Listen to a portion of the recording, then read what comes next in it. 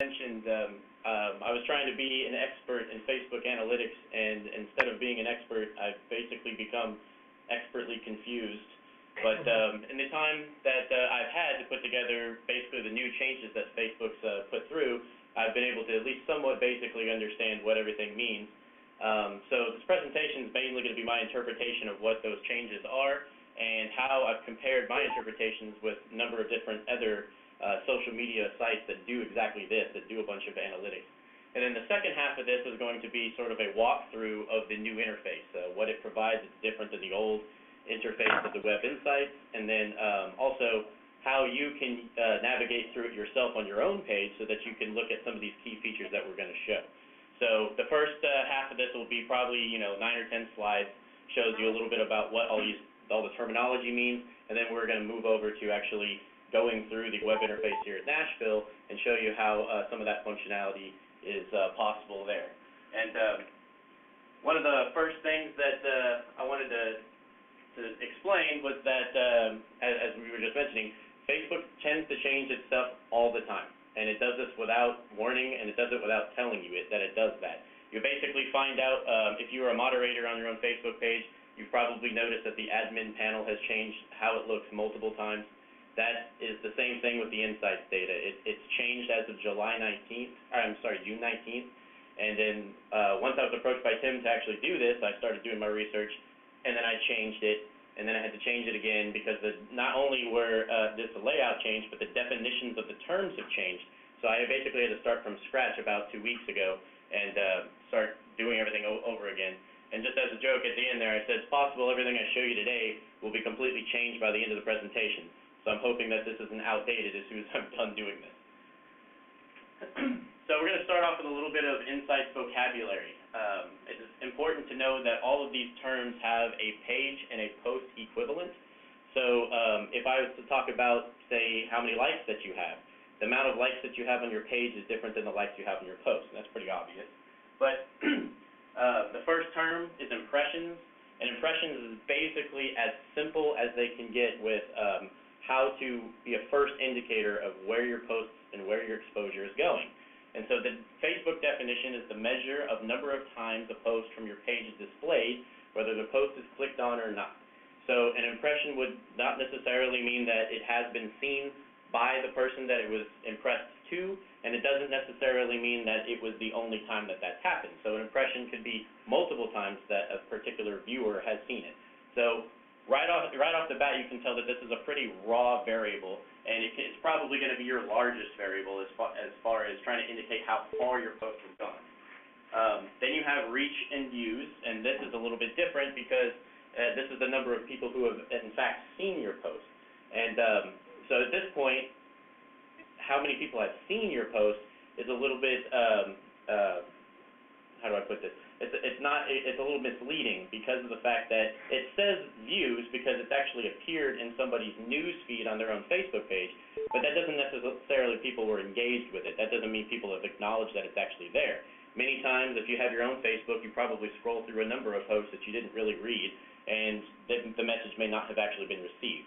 So while it says views, all that really means is that it's shown up in their news feed. And depending on a person's privacy settings or whether or not they just chose to hide our posts, things like that, that doesn't necessarily mean that it actually was received by the person that it's gone out to. And then we also have engagement, and I put /virality because that's what virality used to be in the old system. The Facebook definition, one more time, is the number of people who have created a story from your post as a percentage of the number of people who have seen it.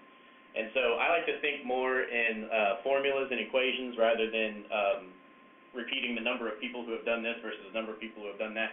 And it's two variables. It's called talking about this divided by reach. And we already talked about reach, but talking about this is a variable that we will talk about here in a couple seconds here. But it's simply a percentage of how many people have actually seen your post versus how many people could have seen your post. So this gives you a good first indicator of whether or not your posts are actually received and whether or not they have been then acknowledged by the person that it's been received by. The engaged users is somebody who has actually put forth some effort to acknowledge that post. So that doesn't necessarily mean they read it, but it means that they've gone an extra step further and they've clicked on it in some way. And this could be any sort of click. It could be clicked anywhere on the post. It could be simply trying to read more text. It could simply be the title of our link altogether, or it could even be a click off of the post to minimize that. So all of these things could count as becoming an engaged user. That basically means that we have popped up in someone's face at least one point, and they've had to at least acknowledge that that has happened. And then it goes one more step further about people talking about this, or PTAC, which is the unique number of people who have created a story from your page or post. Now, this is going to be somebody who has actually clicked on like, share, comment, anything that's going to improve an edge rank. And we talked about edge rank in many of these other previous presentations that we've had. So the people talking about this is really your most specifically engaging variable, and the one that the Facebook and many other sites suggest looking at, because that means that people are actively responding in some way on purpose to the messages that we're actually putting out, the posts that we're putting out. So these definitions, there's only 5 of them that I have on this particular slide here, and I was going to try to do all of them, except after going and looking at all the raw data, there's quite a few. There's, we're talking on the number of hundreds if you start looking at the post level data, which I'll talk about a little bit later. But these are really the biggest ones that you're going to need to know, because these names come up a lot of the time, and then also on the web interface we'll show later, all of these variables will also be seen. So it's important to know what you're seeing when you see the terms here. And then the next slide here, I'm going to talk a little bit about the changes since June 19th, and the first one is the last variable we talked about, which is people talking about this. It used to be just simply likes, comments, shares, or responses to questions, but now it's any and all clicks on or from your page. So that actually adds quite a few more people as potential engaged users in this case. So it's actually more of an interchangeable term to engage users from before. So what this basically means is they're saying that anybody who is talking about this is simply anybody who is clicking on our content. And that means that we have now more people who are actively engaged in some way to the posts that we have. And I keep saying engaged, I keep saying clicks. It gets kind of confusing, and so I'm trying to prevent a headache, and I'll try to be brief about what all these things mean. But simply, the easiest thing to remember is that that means somebody has interacted with our page in some way. So I said that virality has become engagement, more specifically engagement rate. And this is really the first real benchmark for having to figure out whether or not we are quantifiably engaging the people that are following our posts. And there's 2 different kinds of engagement rate, just as there are 2 different types of every variable. There's the post-level engagement rate and a page-level engagement rate. I use engaged users divided by people who saw your post, as it's suggested in Facebook and then also in many other sites. People who saw your post, same thing as saying reach. So it's a simple division, times by 100%, and you have your post engagement rate. And now this is for each individual post, and you can do an average of that for all of your posts if you were to dive into your post level data. And then there's also page engagement rate, which is the people talking about this on any given day, divided by the total amount of page likes at the end of that day. So right on the front screen, we'll see this here in a second, but right on the title screen, you're going to be able to find both of these things, the people talking about this for your entire page, divided by the variable right next to that, which is the total page likes for your page. And this information is not readily available right on the web interface that we're going to show, so you actually have to download your data and find the fields that have this information and do the division yourself. So it requires an extra step, but it is pretty simple if you're able to use any sort of input-output code or Excel spreadsheets or something like that. It's readily available in Excel form and then also CSV. And then the last thing is that the viral reach that we've talked about before, and Corey actually mentioned this in an email recently, is that the virality has changed, and so has the term viral reach. Viral reach used to be everybody who was not a fan of ours but was still reached by our post. This could be somebody who shared or liked a page, it showed up in their newsfeed, and their friends ended up seeing our posts, which means that we've been reaching out more than our fans have actually we've reached out to a larger number of people than potentially our own reach. Organic reach would be people who have viewed our content but are also fans of our page. So what's changed is that viral reach is now part of organic reach. They just basically called all of this reach. So they're not making a distinction anymore as far as the term reach goes, but you can still find these individual fields within your page and post level data. So a little bit more about engagement rate at the page level. This is a really good place to start for trying to gauge whether or not your page as a whole is engaging altogether. And you can find out a good indicator, like I said, of whether your page was relevant to its users, and in a sense that people that aren't going to our page and going, oh, well, this is a bunch of stuff we don't really care about, they're going and they're reading the content and they're liking the page and everything that we had mentioned before. And so what engagement rate really tells you is all of this information as far as relevancy to our users. And it also can be computed very simply in an Excel spreadsheet by downloading this information on our web interface, and then also with any sort of simple input-output coding, because it comes also in a .csv format. Some of the stuff that we've seen here, which I'll reference now to the figure on the right, we have had here for the period of January 1st all the way to the end of June 30th, we have had only a handful of significant weather events, and our most significant to date for this year was January 30th, where we had an outbreak of tornadoes in the overnight hours, early morning on January 30th. So right off the bat, I was thinking, okay, well, our engagement rate is probably going to be its highest on that particular day, on January 30th. So I went back and did the calculation for all of January and found out the engagement rate. And one thing that popped out to me was that our engagement rate maximum for January was actually January 29th.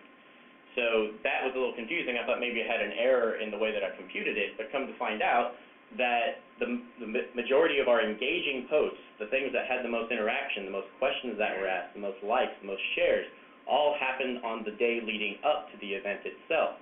So right off the bat, we were able to tell that for that particular event, and then further looking into other events, we noticed that our own Facebook page is apparently more engaging the day before an event rather than the day of the event itself, which is particularly interesting to us because we know that the exposure, the potential for people to view our content is higher leading up to an event than it is the event itself. And so the engagement rate percentages that you could get might vary from one day to the other. And the average engagement rate, you might say, okay, well, what is something that is a good engagement rate? How do I know whether or not it's a high or low number? What does this percentage really mean? And so without looking at everybody's engagement rate statistics for the entire country and doing that analysis myself, I borrowed some figures from other people that have been doing the same type of research in social analytics. Now, I will say that the numbers that you're seeing here, I'm going to explain this in a second, but the numbers that you're seeing come from people who do their own social analytics, businesses, advertising companies, things like that, and they've shared some of their basic information. And it's also for information that are businesses that are actually advertising or trying to sell something. So right off the bat, these percentages may not be directly related to the content that we provide, but it is at least a starting benchmark of what is successful within the private communities or private industry that ends up selling products. And so you'll see on the left there, for the pages that have total page likes of those quantities, you have an average engagement rate that's associated with it on the right. So here at Nashville, we have just under 10,000 page likes. So we would expect, if we were falling into the same category as this, that we'd have a 0.96% average engagement rate for whatever period of time that this happens to be, 6-month period, 1-year period, 2-year period. And the average engagement rate for most of these companies is actually 0.96%.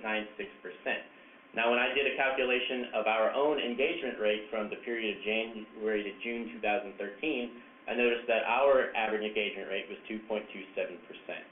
So according to this, we're an above average engaging page.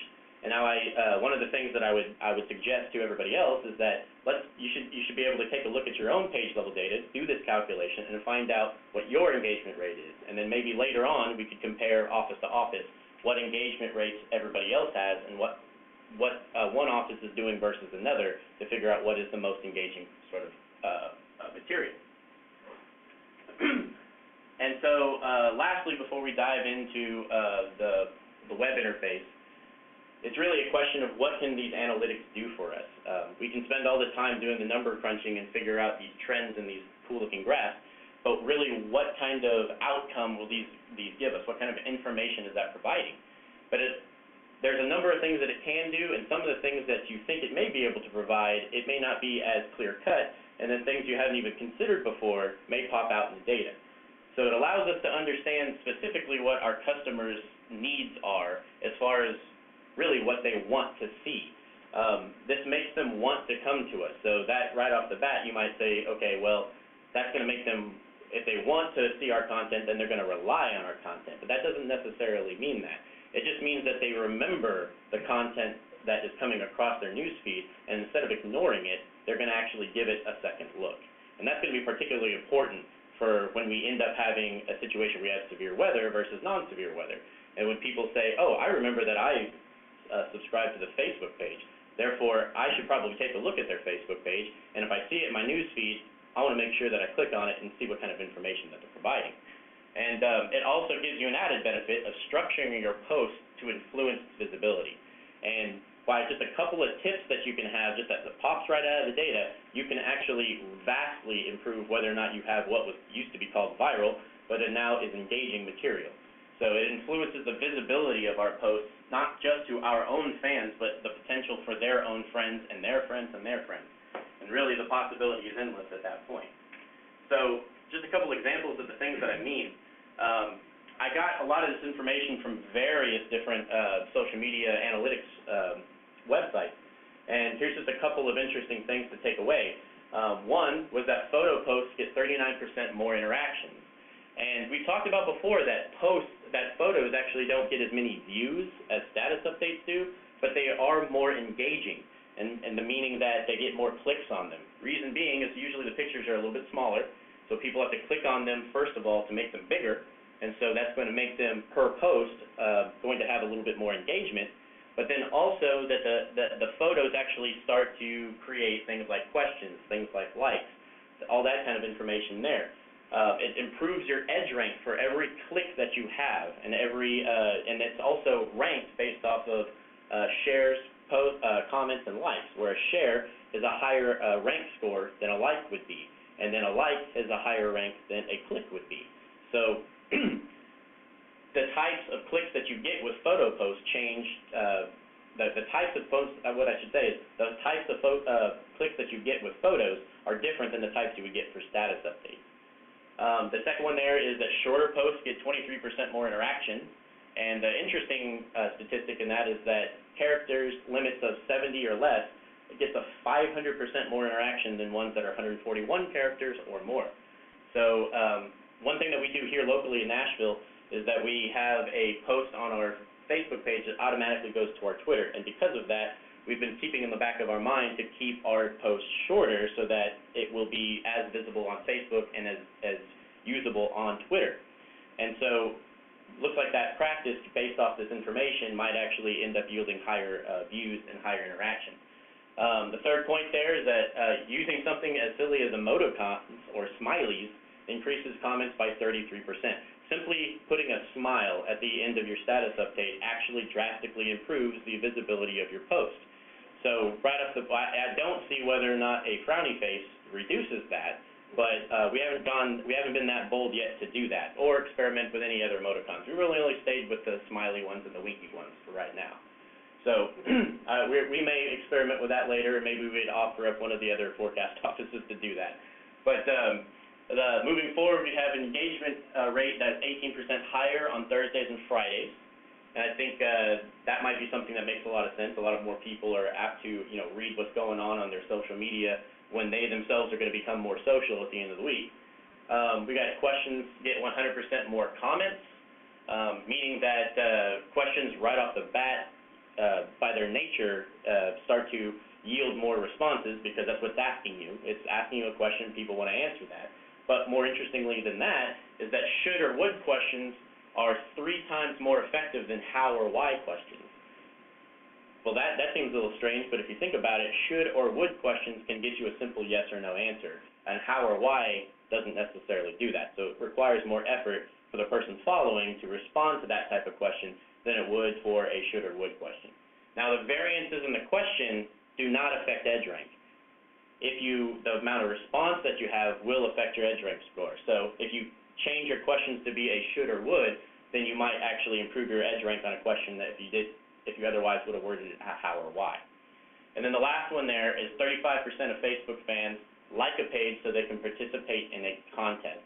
And I think this is very relevant to us here at the Weather Service because we've been talking about things like photo contests or trivia or things like that. And it looks like we get quite a bump in Facebook fans by doing things of those practices. And as I say, in all the parentheses here, these are all social media analytics sites that are doing this for businesses as well. So these are things that are employed by people that are outside of the Weather Service. So that's just a real brief explanation of some of the basic analytics like engagement rate, reach, people talking about this, and then also what those things with all that data that you have, what those things will be able to tell you. And here's some examples there. So now I'm going to transition over to our web interface and do a little bit of a walkthrough of what the new Insights web interface looks like versus the old one. So bear with me for a second. What about writing the information? I just, Okay, I'm going to try to go a little slow with this because I'm not sure whether or not everybody is going to be able to load up the data at the same speed that I am. But hopefully everybody can read this. What you're looking at is the overview page for our Nashville web insights. So this is the last 7 days of data, as you can see at the middle banner there. You've got tabs in the upper left for overview of your whole page. Your page level data is indicated next to that, post level, and then people. So this information is already compartmentalized so that you can be looking at more specific information. And then there's, in the overview page here at the beginning, it's pretty brief, but it gives you at least the basic information right off the bat that tells you, okay, well, are you getting more likes? That's indicated on the left. Whether or not your posts are reaching more people comparative to what it was last week. And then your engagement statistics that are there on the right. Now, engagement is broken up into multi-variables. You've got people that are engaged, that's unique individuals who are engaged. You have the number of likes that you have amongst that number. You have the comments amongst that number, the shares, and then also the other clicks, the things that are not likes, comments, or shares. So you can see how many people were engaged, and obviously some of our engaged users click on multiple things, so there's a lot more clicks. So you can see the general trends in graphical and numerical form. And then at the bottom here, I'll scroll down just a tad, you'll see your 5 most recent posts, not your most engaging posts, but your most recent posts. And these are all of today. We've had a number of posts, pictures, status updates today. And what it's telling you is the 5 most recent on the left column, a little brief blurb of what you posted, the thumbnail of the picture if it is a picture, with the status update to its side. And if you were to click on that, you would actually be able to pop up that particular post and read more specific information. For brevity's sake, I won't go through what all of that is, but when you go and look at this maybe later today or another day, you can see what kind of information is available there. The next column is type. There's really only 4 or 5 types: status updates, photos, videos, and then links. That's the other one. And then targeting will never change unless you have been experimenting with targeting. We do not here, so it's always going to be our general public. And then the terms that we've seen before: rate, reach, and engagement. A little bit more about that. These particular fields up here, the reach, post clicks, and likes, comments, and shares. If you were to go to the all posts, which is down here, or up at the top where we have our posts tab, you will get a readout of all of your posts over the 7-day period, or whatever amount of period that you want, up to 3 months. So what that will allow you to do is look at specifically your likes versus comments versus shares, or you could change that variable to be your engagement rate for your post level information. You could change it to be your non-likes or your unlikes or hides, which you would then be able to gauge your negative feedback. So that customizability is available in this new web interface options here. But now I'm going to click on Page tab, and once we get there, you'll see some more information for your individual pages. And right below the thumbs up that is highlighted that says Page Likes, you will see a timeline of the last few months, and it says daily data is recorded in the Pacific time frame. So you'll have to remember that for everybody. And you can look at this in a window in the web interface now for a 1 quarter, 1 month, or 1 week time frame, or whatever in the middle from there. So you can drag your bar across and look at your statistics over whatever window of time that you want. Or you can go over here and actually indicate that in the windows that are observed for calendar. So you have those trends that are now available. You have total page likes as of today, and you can see the general trend. What you're looking for there more than anything is the slope of your lines, because that's going to indicate where you have the most likes for a particular day, the positive delta for that. And then a little bit more information as you scroll down. So you have the net likes, what has changed. You can drag your mouse over and it tells you how many likes that you actually got that day, versus organic likes would be, as it's showing here, 64, is how many people have liked your individual page. And then net likes is going to be your total amount of likes minus your unlikes. So that's going to tell you how many likes you had throughout that day, including the people that have left your page. And then you can also edit this to show specific averages. These are your unlikes here that are all our little, this graph, and then the lines are your average this period versus your average last period. So this information can be very useful when trying to assess whether or not you're either becoming engaging or annoying. The bottom stuff there is more where your likes came from. So you can see there's so much information that's available for you to assess whether or not where your likes are really coming from on a page basis. This next window here is post reach. This tells you whether or not which posts on a global page level, whether or not your posts are engaging. So you'll see that on specific days our posts reach quite a few people on one day, maybe not as many on another. And also you have the window of time here as well that you can look at. We've got likes, comments, and shares individually broken up, so we can take a look more closely. It can take a second to load. This will be showing us now, each post for our window of time. This is the information that we had talked about before that you have that's adaptable. You can change the fields in this as well, and take a look at any kind of information that you want for your posts. Moving forward, we have page visits.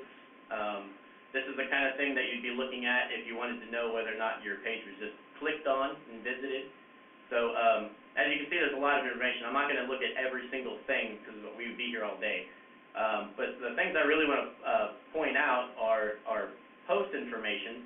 You can look at a lot of this stuff in the raw form with a spreadsheet, but you might be able to quickly assess how things are changeable and how they're usable to your following just by simply looking at this interface, and there's a lot of functionality to it. You can change, like I said before, some of these fields. Your reach, it's got a drop-down menu here, and you can say like organic versus paid. We don't have paid followers, but you can be looking and break this up for individual things. Fans versus non-fans. This would have been what we call viral reach. This, the red portion here, so it breaks your reach up into specific categories. And then you've also got this field over here, which is engagement. Right now it's default to like, comments, and shares, but you can change that to engagement rate, which I just talked about. So now we can look at our post engagement rate from one post to another and really follow what is most engaging and what is not. So right off the bat, you can really assess whether or not you have engaging posts or not based off of the metric that we talked about before. Another really useful thing that many of the other websites talk about being very useful is when your fans are online. And if you click here, you can actually tell when your page gets the most views. Right down there in the graph, it says times. It's the average number of your fans who actually, I can't read that, who saw any posts on Facebook in an hour. So it tells you by an hour-by-hour basis whether or not you have the more or less viewers. So you can see, as you would probably think, in the overnight you don't have as much following, but then when you trend up into the daytime, when people are getting up and going to work and checking their internet, our numbers go up. And then the peak time for here for the last 1 week, we have noticed that our peak time of view is actually there at 8 p.m. So that would indicate to us that maybe if we were going to put something that is routine or something that is general information, like a spotter training or something like that, we have the highest potential of reaching people at this time. That could be particularly useful for any office. And then the information just above that are the days of the week that have the most following. Now, we don't have much of a variation with that because there's weather every day, but especially lately we've had rain in our forecast just about every day, so this hasn't varied very much in the last week. But this can change quite a bit if you're looking at a week's worth of data before, like 2 or 3 days before or after a major event comes through. And then you can see exactly how much daily changes you've got. And then the last tab over here, I think is very interesting, is the best post types. And this really echoes what we talked about in many other presentations. It's going to take a second to load here, but it's going to break down which types of posts actually get more of a response. It's taking quite a lot of time to download at the moment for some reason. But if it doesn't, what this will actually show you is, okay, your posts have this many views, this much reach. Oh, there it goes. Well, this is showing you that your status updates, at least here, have an average reach of 3.1 thousand for this office. And then the average engagement as it's broken up into post clicks and likes, comments, and shares. So obviously our status updates, according to this, have more of a reach. But they're not particularly, they don't have more clicks than our videos do. Our videos seem to get more of a response with post clicks. And then our links are actually last place in this order when it comes to post clicks. But you'll notice that our likes, comments, and shares are leading the way quite a bit with our status updates more than anything. And we've mentioned before that our status updates in many other offices get more views than our videos, photos, and links. That has a lot to do with how people will set their own newsfeed settings of how EdgeRank will rank each individual post or photo and things of that sort. So you can really keep track of which things are more useful than others here. So one thing that this information has led us to do is that if we actually post something like a significant weather advisory with a link to that text in it, we have the potential of significantly decreasing the visibility of that post. And so if we were only to do a link, then we would be reaching less people. But if we were to do a link plus a status update with no link in it, then at least people will come visit the page, find the page, then realize that there's a link later, and it's just a matter of visibility after that. So at least they start seeking more information at that time when there's a status update. And you can, for the most part, most of your warning information and advisory information, if you choose to do that over Facebook and Twitter, then you have the ability to keep it pretty short and simple, much like a text message alert service would be and things like that. And then the last tab is going to be the people section here. This starts to dive into your demographic information of the people that are following you. And one of the things that I don't really understand here is that it compares everything to all of Facebook statistics, and you'll notice if you're looking closely that we have basically 60% women following and a 40% men following, which is not what the average for Facebook is. So we tend to have more likes that are female than male. That really doesn't lead to any changes in our posts, but that does give us some information about who is actually following our posts. And then we also have age windows there, and you can see it's broken up into different age demographic paradigms. So we've got your fans and compared to all of Facebook with its ages and gender, and then if you see down there at the bottom, we have geography and language. One thing we didn't really understand right off the bat was, well, why do we care where they're from? But we'll notice that we could actually produce specific posts for some of our smaller metro areas because we have quite a following in some of those places. Or also, we could actually target in things like spotter trainings some of our smaller areas that don't have as many followers and promote there, and to have more of a broader following as far as smaller towns and their representation on Facebook.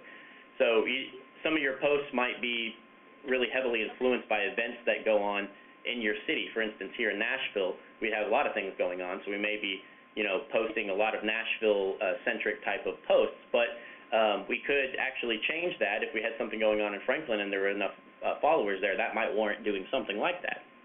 And then also things like which language they use and even what country they come from. We didn't realize we were so diverse in as far as other countries that follow us. I would have never guessed that we had 19 Brazilian followers in our 9,000 some odd followers. So just interesting information, and you might be able to discover, what kind of information you want to use with this.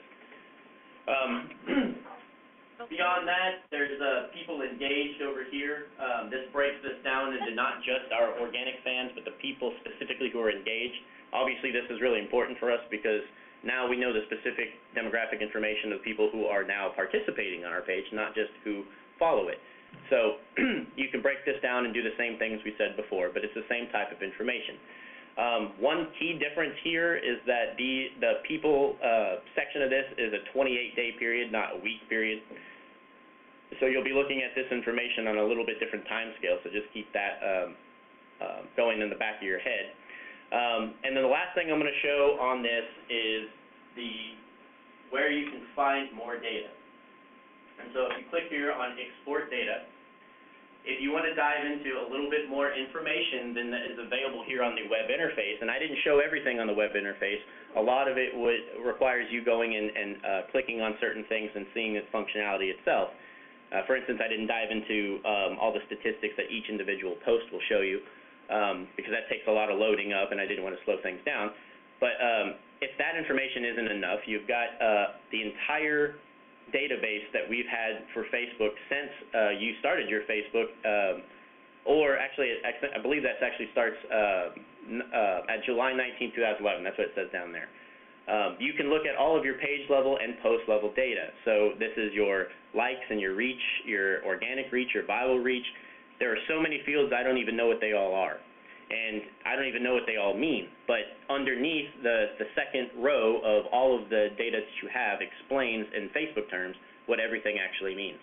So it breaks things like reach down into your daily reach, your monthly reach, your weekly reach, your total reach, and so all of these things, there's so much data that's available to you to do as you please.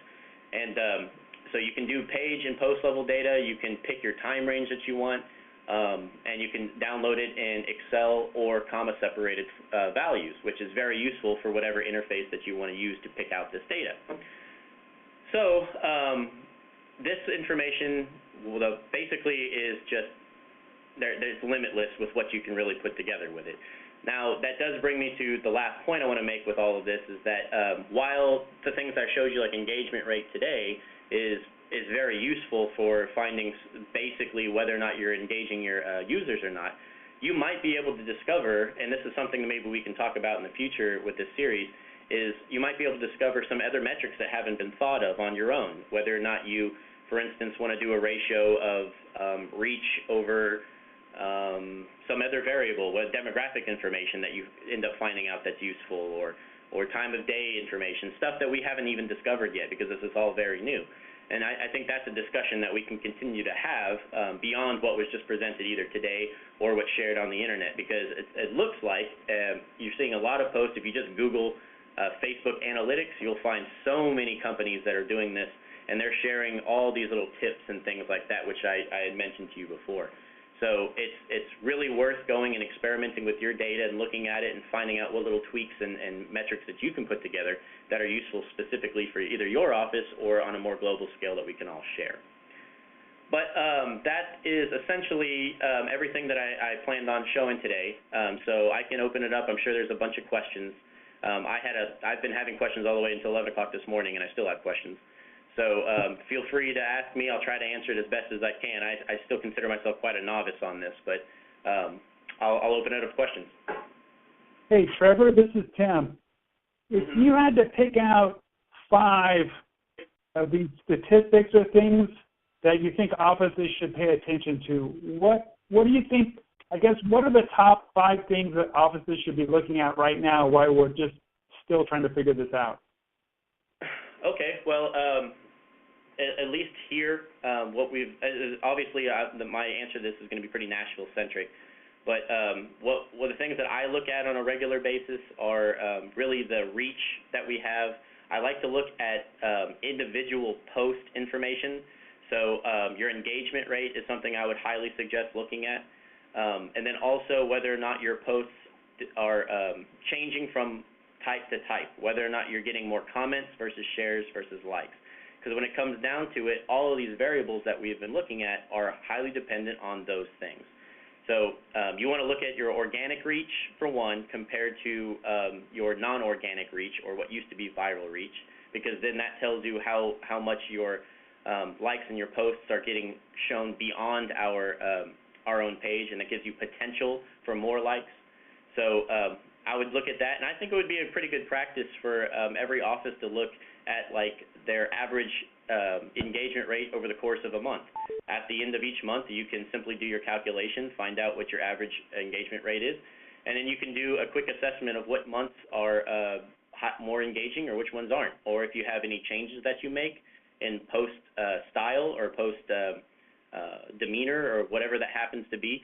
You can really look at how engaging those are compared to other posts. I mean, I'm still learning on what I think is the most useful, to be honest with you. Are there any other questions for Trevor? This is Dustin here in Caribou. I have a quick question. Just curious if negative comments on your post, does that play anywhere into your analytics? I don't believe so, and I actually had that same question yesterday. I've been trying to find whether or not if you have any like certain words that might be said that may be triggering some sort of negative response or actually hurt your engagement rate, but I don't see that being the case. In fact, the only thing I did find to somewhat answer that question is that someone had mentioned that engagement rate doesn't necessarily mean people like you. So you could be, there was one example of how somebody had posted a very, there was some business that had posted a very disrespectful or maybe even racist comment, I think it may have been, and it was very, very engaging because people were talking about how racist it was. So, I mean, that's an example of how engagement rate might not necessarily even be a positive. It's just an idea that people are talking about that thing. Also, Trevor, I had another quick question too. Sure. How, I guess with I know you can specify where to send posts now with the cities, and this may be a little off the topic here, but does that work into your analytics? I mean, how does that work in terms? I'm not sure if that's really for this, but I'm not sure if you know more about that. Are you referring to targeting of posts? Yeah, correct. Yeah, okay. Location targeting. I don't know the answer to that question because we don't actually do targeting here. We haven't tried it yet, but there may be somebody in the audience that has. I know we had mentioned people that are trying targeting, but I haven't seen any literature on targeting as far as its effects on the analytics. But I'm pretty sure that you can't. They're in the fields. I think I have seen in the post-level fields that they will break down into whatever your target demographic was. They will have statistics for that. So I think you can do analytics with targeting, but I can't say that for sure. I haven't done it myself.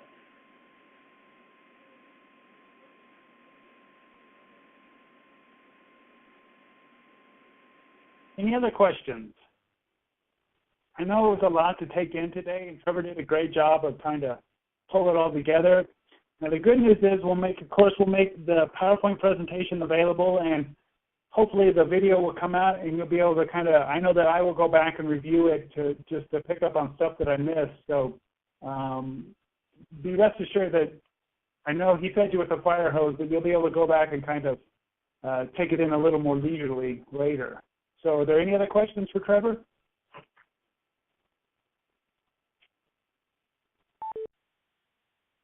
Well, very good. Again, Trevor, great job. I appreciate you taking all the time and research for this.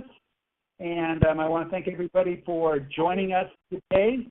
And remember, next week, we'll be talking about negative posts and things like that and how to react to them. So, again, thanks for joining us and have a great day. Thank you, too.